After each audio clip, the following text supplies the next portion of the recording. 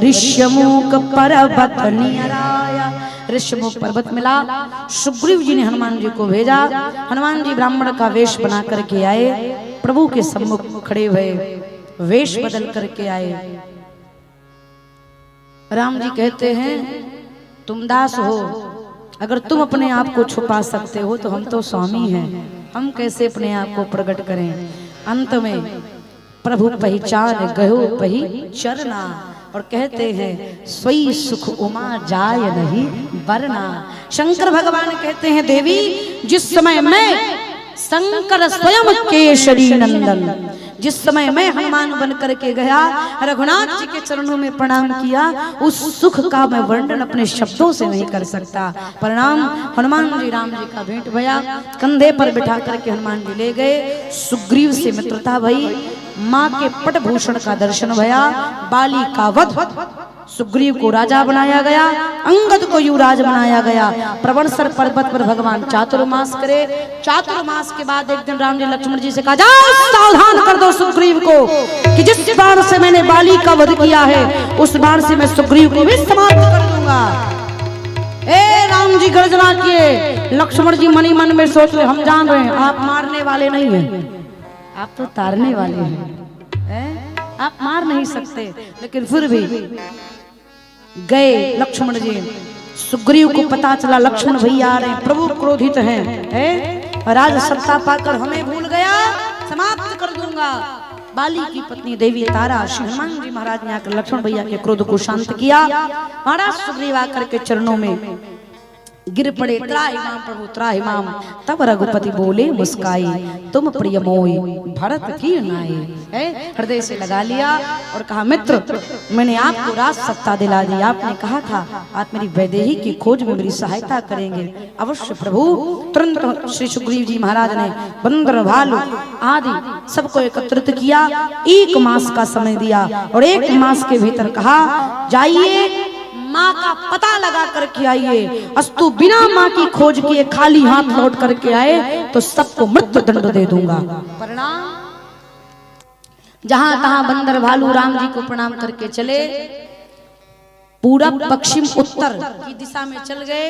दक्षिण की दिशा में नल नील जामवंत जी, अंगद जी, श्री हनुमान जी महाराज आदि जो उनके परिकर थे, सब दक्षिण की दिशा की ओर जाने लगे।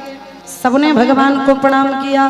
पाछे पवन तनय सिरुनावा, जान काज प्रभु परसा शीस सरोजू पानी। रघुनाथ जी ने करमोद्रिका, हनुमत जन्म सुफल करिमाना, चले हृदय धरि कृपा निधाना। सबने राम जी को प्रणाम किया। सबसे पीछे हनुमान जी ने प्रणाम किया। हनुमान जी प्रणाम किए तो राम जी ने अपनी मुद्रिका उतार करके हनुमान जी को दिया। मुद्रिका किसका प्रमाण है? मानो राम जी कहना चाहते हो, जा तो सब रहे हैं लेकिन ये काम तुम्हीं से होई, किसी और से होने वाला नहीं है। राम का कार्य हनुमान जी करेंगे, इसका सर्टिफिकेट ये मुद्रिका है। सब प्रणाम करके यात्रा आरंभ किए। यहाँ कथा व्यवहार को शिक्षा दे रही है। व्यापार में, दुकान में, रिश्तेदारी जाइए, रायपुर जाइए, कहीं भी जाइए भैया, कहीं भी घर से निकलने से पहले क्या करिए? अपने से श्रेष्ठ को प्रणाम करिए। क्या करिए? अपने से श्रेष्ठ को प्रणाम करिए। श्रेष्ठ है तो श्रेष्ठ को, उसके साथ भगवान को भी प्रणाम करिए। घर से निकलते समय अगर आप भगवान को प्रणाम करके निकले हैं तो विश्वास में रहिए, पूरे रास्ते आपका बाल बांका होने वाला नहीं है। जाएंगे प्रणाम करके जाएंगे तो सुरक्षित लौट करके आएंगे। हनुमान जी ने वही किया। हम आप भी इस नियम को अपने जीवन में लागू करें। घर से निकले तो कहें, सरकार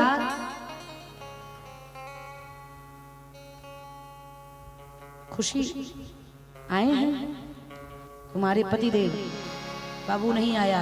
वो जब आता है ना तो मेरे पास जाने लगता है तो एक ही शब्द कहता है, माँ आता हूँ। वो भले 15 दिन बाद आवे या 24 घंटे बाद आवे, कभी नहीं कहता जा रहा हूँ। क्या कहता है? आ रहा हूँ। यही शब्द भक्त को भगवान से कहना। घर से निकलते समय कहिए, प्रभु आ रहा हूँ। और सरकार मैं आ रहा हूँ, आप हमारे साथ चलिए, क्योंकि मैं अपने आप को संभाल लूं इतनी क्षमता मुझ में नहीं है। इसलिए हमारे यहाँ के संत गाते हैं,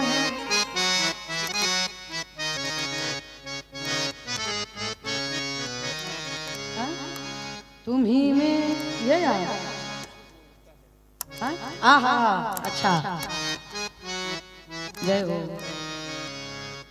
बता तेरे मुख को कौन खोलता है। इस भजन का निवेदन आदरणीय श्रीमान वेद प्रकाश गोयल जी की अर्धांगिनी श्रीमती दुर्गा गोयल जी ने निवेदन किया है कि दीदी पिथौरा के बाद इस भजन को सुने नहीं, एक बार हमको सुना दीजिएगा। एक अस्थाई कंतरा गाएंगे, फिर कथा में बढ़ेंगे, दर्शन करेंगे। हमेशा इस मन में रहिए, हम करने जा रहे हैं, इस भ्रम को त्यागा जाए, वो हमसे करा रहे हैं, इस विश्वास में रहा जाए। दर्शन करिए। बता तेरे मुख को कौन खोलता है, बता तेरे मुख को कौन खोलता है, बता तेरे मुख को कौन खोलता है।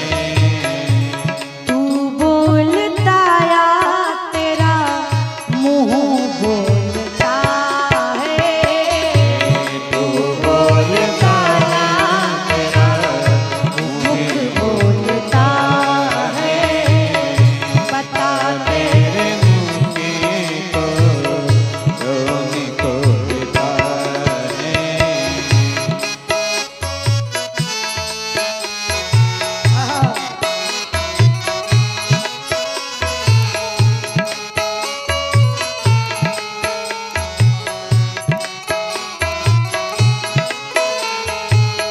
ये मैं की आवाज़ आती कहाँ से, मैं की आवाज़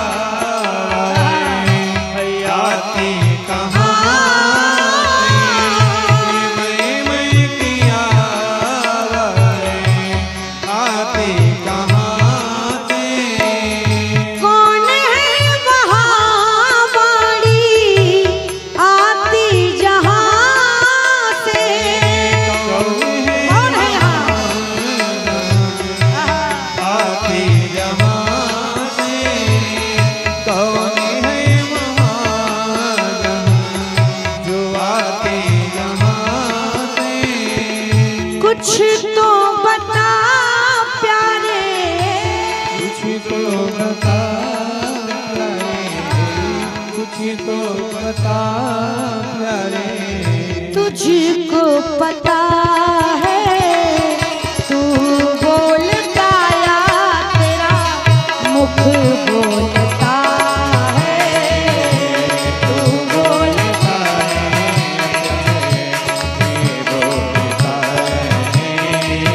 बता तेरे मुख को कौन खोलता है, बता तेरे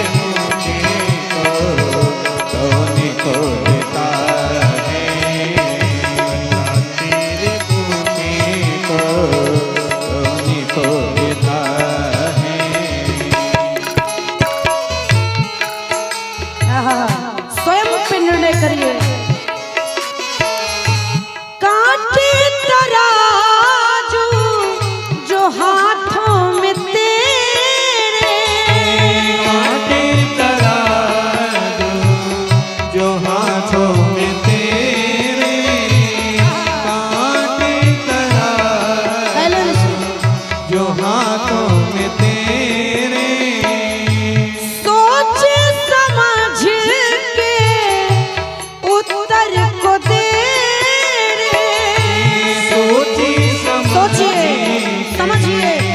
उत्तर तो तेरे सोची समझी के तो उत्तर तो तेरे हाथ तोलता है हाथ तौलता क्या बुढ़वा हाथ तौलता या तू तोलता है बता तेरे मुख को कौन खोलता है बता तेरे मुखे को कौन तोड़ता है तू बोलता या तेरा मुख बोलता है तू बोलता है तेरा मुखे बोलता तू बोलता या तेरा मुखे बोलता तू बोलता या तेरा मुँह बोलता बता तेरे मुख को कौन खोलता है विचार करिए तू बोलता या तेरा मुख बोलता है कौन है हमारे भीतर जो हमको संचालित कर रहा है हमको चला रहा है वो है? सोचते हैं हाथ उठ जावे तो सोचने के बाद ही हाथ उठना शुरू हो जाता है? कौन है जो हमको संचालित कर रहा है कल्पना करें और दर्शन करें इस भ्रम में ना रहिए कि हम अपने आप को या अपने परिवार को चला रहे हैं वो ईश्वर जो हम में बैठा है हमें भी चला रहा है और हमारे साथ साथ हमारे पूरे परिवार को भी चला रहा है इसमें हमारा कोई योगदान होने वाला नहीं है करा ही करा वही भंजन सोई हनुमान जी ने प्रणाम किया प्रणाम करके पूरा समाज एकत्रित हुआ सब भूख प्यास से व्याकुल हुए है स्वयं प्रभा के माँ पास लेकर के हनुमान जी गए सबको जल और फल पवाया तंतुप्रांत स्वयं प्रभा के प्रभाव से समुद्र के तट पर आए अंगद जी व्याकुल हो गए 15 दिन बीत गए अगर इधर जाता हूँ तो पानी में डूब कर मर जाऊंगा और इधर खाली हाथ गया तो महाराज सुग्रीव मार देंगे दुई प्रकार भाई मृत्यु हमारी अब क्या करें सोच ही रहे थे क्यों माँ का भी कुछ पता नहीं चला जटायु के भाई संपाति से भेंट भई संपाति ने जटायु के बारे में सुना समुद्र के जल से तिलांजलि अर्पित करी और महाराज जामवंत जी ने कहा हम पर कुछ कृपा करें कुछ सहयोग कर पाइए तो करिए तब महाराज संपाति ने कहा मैं देखूं तुम नाई गीधई दृष्टि मैं देख सकता हूं मैं देख रहा हूं ये जामवंत जी ने कहा क्या देख रहे हैं बोले 100 योजन उस पार त्रिकूट पर्वत लंका है और क्या दिख रहा है संपाति जी ने देख रहा हूं अशोक वाटिका में और क्या अशोक वृक्ष के नीचे और क्या सीता जी दिख गई सुनते गदगद हो गए माँ लंकापति रावण के यहाँ अशोक वाटिका में अशोक वृक्ष के नीचे विराजमान जामवंत जी ने कहा बहुत कृपा भाई आपकी आपने बता दिया अब एक कृपा और करिए कुछ और सहायता करिए संपाति जी ने कहा एक सहायता और कर सकता हूं क्या बोले मैं ये बता सकता हूं कि 100 योजन 400 कोस पार करके जा कौन सकता है जामवंत जी ने कहा सगरे बंदर भालू लाइन में खड़े हो जाओ सबको देख देख करके बताएंगे कि कौन जा सकता है संपाति ने कहा ना हम किसी को देख कर नहीं बताएंगे बस महिमा बता दे रहे हैं कि जिसके भीतर ये गुण होगा वही सीता जी तक पहुंच सकता है तो कौन सा गुण बोली एक बार में जो 100 योजन 400 किलोमीटर, 400 कोस लगभग 1200 किलोमीटर। पिथौरा से खुटेरी से 12 किलोमीटर की दूरी पर का हुई हो मैनेजर साहब? अरे ऐसे अंधेरे में तीर मार दो, कौन सा इंची टेप लेकर नाप रहे हैं? दिल्ली से आगे मान लीजिए, मानने में क्या हर्ज है? हम लोग मनवाने के लिए ही बैठे हैं, क्यों ना तो मनवा दे रहे हैं। दर्शन करें यहाँ से लगभग दिल्ली के आसपास और आगे जज्बे हो तुम झोंक रहे हो। प्रभु एक बार प्रेम से कहिए जय सिया राम। दिल्ली समझिए, उसके आगे ना जाइए, इनको भेजने दीजिए, हम आप जाइए नहीं करेंगे भाई। ये कह रहे दिल्ली से आगे जाइए, लेकिन हम आप नहीं जाएंगे। दिल्ली समझिए, हैं यहाँ खुटेरी से लगभग दिल्ली ले लीजिए 1200 किलोमीटर। संपाति जी कहते हैं जो दिल्ली से उड़ान भरे, अरे खुटेरी से उड़ान भरे और एक बार उड़े तो दिल्ली जाकर के रुके, जिसके भीतर इतनी क्षमता होगी वही माँ का दर्शन प्राप्त कर पाएगा। बीच में कोई अवकाश नहीं, कोई ब्रेक नहीं, कोई चाय पानी नहीं, कोई इडली डोसा नहीं, कोई पिज्जा नहीं, कोई नाश्ता नहीं है। एक बार उड़ो सीधे पहुंचो, जिसके भीतर ये गुण होगा वही माँ तक पहुंचेगा। कहिए किसके भीतर कितना गुण है, कौन कौन जा सकता है? सब लाइन में खड़े हैं। जो पहला वाला खड़ा था बोला मैं क्या मैं 10 योजन जा सकता हूँ, मैं 10 योजन जा सकता हूँ। जैसे कहा मैं 10 योजन साथ सकता हूँ, बगल वाले को और पावर आया, उसने कहा तुम 10 योजन, मैं 20 योजन जा सकता हूँ। जामवंत जी ने कहा और जोश लाइए, और जोश और पावर जगाइए हो। बगल वाले ने कहा तुम 20 योजन, मैं 30 योजन जा सकता हूँ। जामवंत जी ने नोट करिए इसका 30 योजन। 5वें नंबर वाले ने कहा हमसे मिलिए, हम एक बार में उड़ेंगे तो 50 योजन चले जाएंगे। जामवंत जी ने कहा बस आधा पहुंच गए, आधा बचा है, और कौन तैयारी ले रहा है? एक ने कहा मेरा लिखिए, मैं 99 योजन पार कर जाऊंगा। एक ने कहा 99, मैं जा सकता हूँ 99 योजन। जामवंत जी ने कहा बस 10 और बचा है, कोई और ओंकार भर देवे, एक ही बार में पहुंच जाएंगे। एक ने कहा 99 से काम नहीं चलेगा। जामवंत जी ने कहा पगला गए हो, 99 पहुंचने के बाद जब उतरोगे तो डूब के मर जाओगे। सीता जी तक पहुंचने वाले नहीं है। अब दर्शन करें आप। जाना किसको है? जोर से कहिए। हनुमान जी को। वो यहाँ हैं, लिस्ट में नाम लिखवा रहे हैं।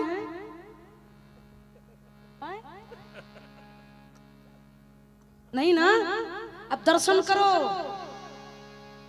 जो जाएंगे नहीं वो अपना नाम छपवाए पड़े हैं, और जिनको जाना है वो लिस्ट से बाहर है। यही कथा शिक्षा दे रही। आज का समाज यही कह रहा है, जिनसे कुछ नहीं होता है वो फ्रंट पर रहते हैं। शादी ब्याह में देखो, हम लोग एक जगह कथा करने गए थे, दीक्षित भैया, यूपी में की बात है, छत्तीसगढ़ की नहीं, पर वो जान है ना, उनके यहाँ कथा करने गए हो। वो करते कुछ नहीं थे, करते कुछ नहीं, एक काम नहीं करते थे, लेकिन एक चीज, जितना भी काम हो हमसे पूछ कर हो। ऐसे परिवार में लोग मिलते हैं जो घर में शादी विवाह हो तो करना कुछ नहीं, एक काम करते, चिल्लाते, पानी नहीं आया, सब्जी नहीं आई, तो तुम क्या करो, तुम ही ला लो। लेकिन वो लाते नहीं, केवल चिल्लाते हैं। यही दशा यहाँ पर भई है। सब अपना नाम लिखवाए पड़े हैं। तब तक अंगद जी ने हुंकार भरी, मैं पाली पुत्र अंगद पार कर जाऊंगा। सब खुश हो गए, प्राण बच गए। अंगद जी ने कहा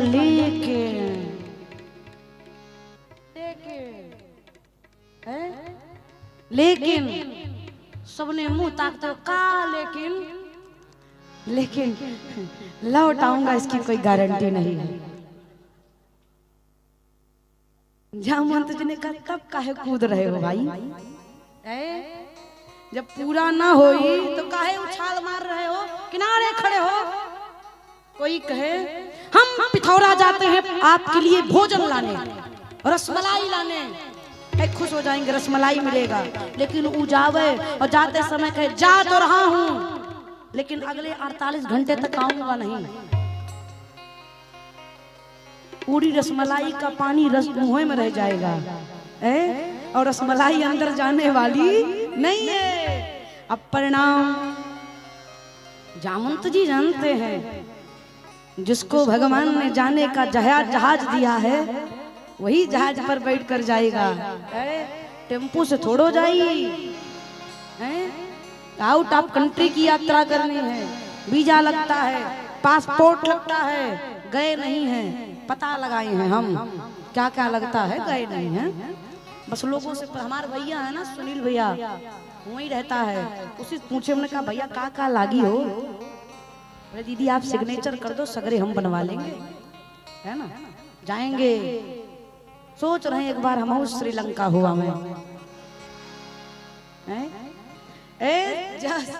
जामवंत जी विचार करते हैं, जिसको भगवान ने अपनी मुद्रिका प्रदान करी है वही प्रभु का कार्य करेगा। लेकिन फिर विचार करने लगे, जिनको जाना है उनको पता ही नहीं कि मुझे ही जाना है। जिनको जाना है उन्हें पता ही नहीं कि मुझे ही जाना है। परिणाम जामवंत जी हनुमान जी के पास गए ढूंढने के लिए कि आखिर हनुमान जी हैं कहाँ। पूरे लोग कतार में खड़े, हनुमान जी किनारे, नेत्र बंद करके राम सिया राम जय जय राम।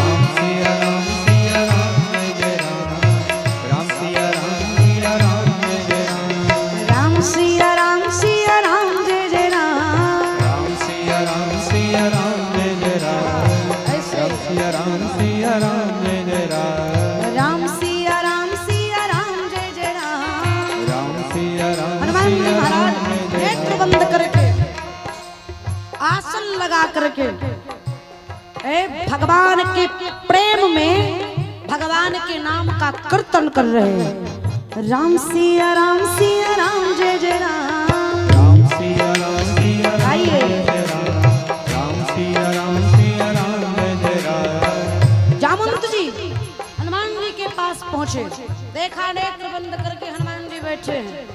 फिर कहा रीछ पत सुन हनुमाना, का चुप साधी रहो बलवाना। क्यों पवन तनय बल पवन समाना, बुद्धि विवेक विज्ञान निधाना। कवन सुकाज कठिन जग माही, जो नहीं होई तात तुम पाही। एक बार में जामवंत जी सब कह गए, लेकिन हनुमान जी राम सिया राम जय जय राम। राम सिया राम जय जय राम। जामवंत जी कहते उठिए, हनुमान जी उठिए, आपके जैसा बलशाली मौन साध करके बैठा है, उठिए, कोई फर्क नहीं।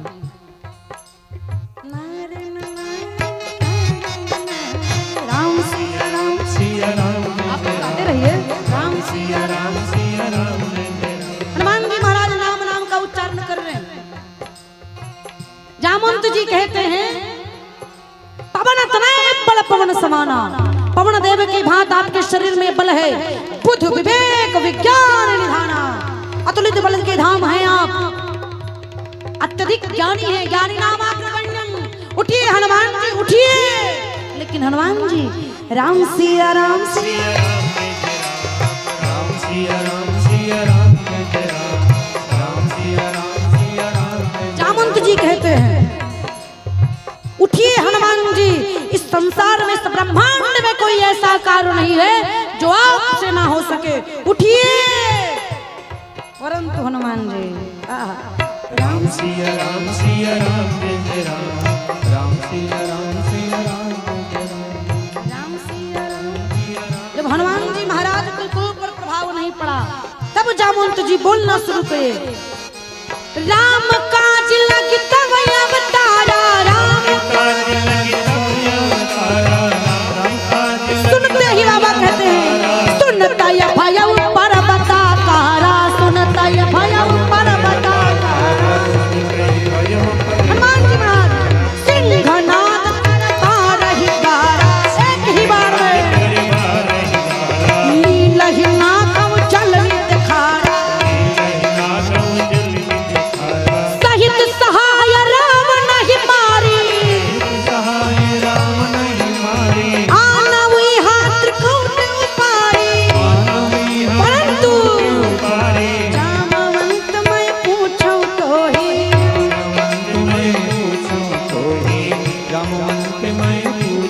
अब उचित सिखावन दीजो मोहि, उचित सिखावन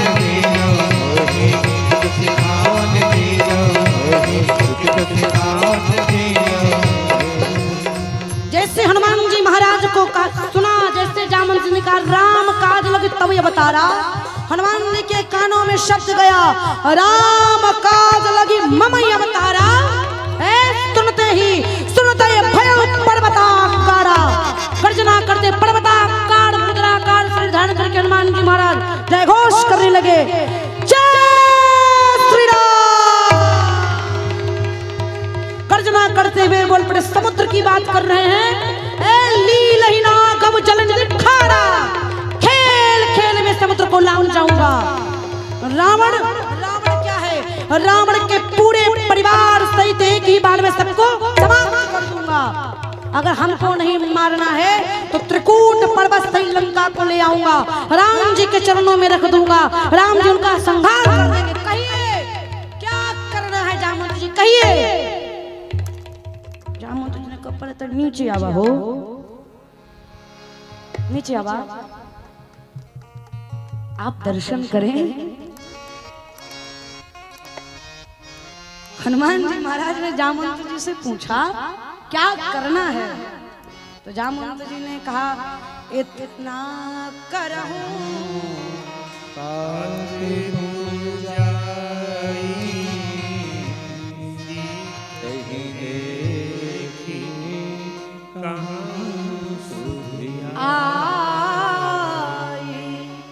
जामवंत जी ने क्या कहा हनुमान जी से, जाइए माँ का पता लगाकर चुपचाप लौट आइए। और आपको निवेदन करूं, अगर जामवंत जी हनुमान जी से नहीं कहे होते तो हनुमान जी सुंदर कांड में ही युद्ध कांड समाप्त कर देते, जाते और रावण के धुन के चले जाते। इसीलिए कथा संकेत करती है, घर में, परिवार में, समिति में एक ना एक बुजुर्ग होना चाहिए, कोई सीनियर होना चाहिए। क्यों? अगर हमारे पास गार्जियन नहीं रहेगा ना, तो जहां प्रेम का मामला होगा वहां भी क्रोध से लड़ झगड़ कर लौट आएंगे। इसलिए क्या भैया, कोई श्रेष्ठ व्यक्ति होना चाहिए जो हमारा मार्गदर्शन करे। इस प्रकार से हनुमान जी महाराज यात्रा आरंभ करने से पहले दर्शन करें सुंदरकांड की पावन रचना हम आप दर्शन करेंगे। श्री शंकर भगवान मैया भवानी से कहते हैं, इधर हनुमान जी महाराज जामवंत जी के वचनों को सुने। जामवंत जी कहते हनुमान जी जाइए, माँ का पता लगाकर चले आइए, इसके आगे का कार्य सरकार जाएंगे, रावण का वध करके अपने नाम की यश कीर्ति तीनों लोक में फहराएंगे। हम दास हैं, दास का केवल इतना काम है, आगे का काम स्वामी का है। यूं कहकर के हनुमान जी महाराज गदगद भय और किष्किंधा कांड को विराम देते हुए सुंदर कांड के आरंभ में अतुलित बलधाम हेम शैला धनुर्मणि कृशानं ज्ञानी नाम सकल गुण निधानम वानराणाम अधीशम रघुपत प्रिय भक्तम वात जातम नमामि। बोलिए हनुमान जी महाराज की। तनिक उच्च स्वर में हो, जैसे हनुमान जी का कार्य है वैसे उनका जयकारा भी होना चाहिए। जो हनुमान जी लंका में जाकर के राम जी के नाम की डंका बजाकर चले आए, उनका जयकारा तो थोड़ा उच्च स्वर में होना चाहिए। दोनों भुजा उठाइए और मुट्ठी बांधिए, मुट्ठी बांधिए और उच्च स्वर में जय घोष करिए। बोलिए हनुमान जी महाराज की जय।